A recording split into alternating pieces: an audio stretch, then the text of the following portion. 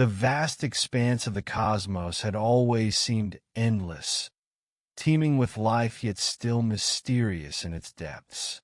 For millennia, the Zivrax, an advanced alien civilization, had roamed the stars.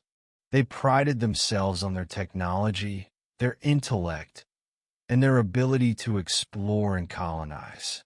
To them, they were the apex of evolution, the pinnacle of creation.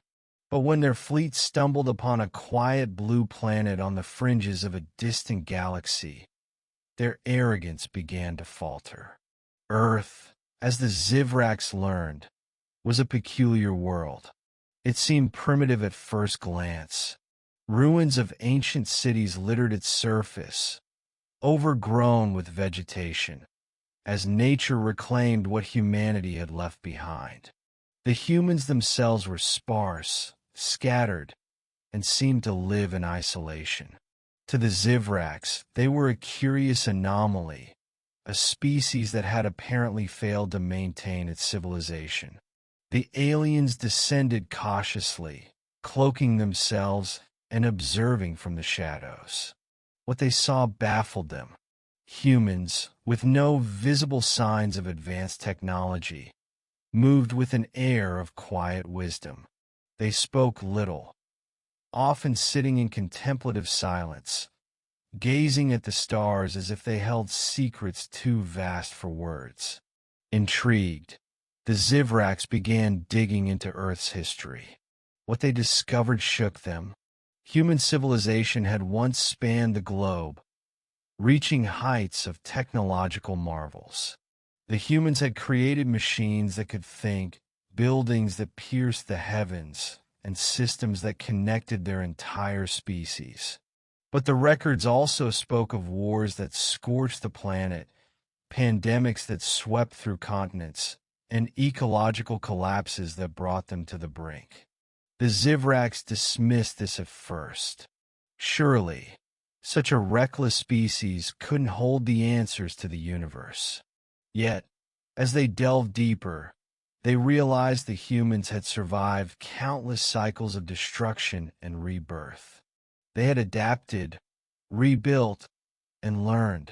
Over eons, they had seen the rise and fall of stars, the birth and death of galaxies, and still, they endured. It wasn't until the Zivrax attempted to approach the humans directly that they understood the true depth of their mistake.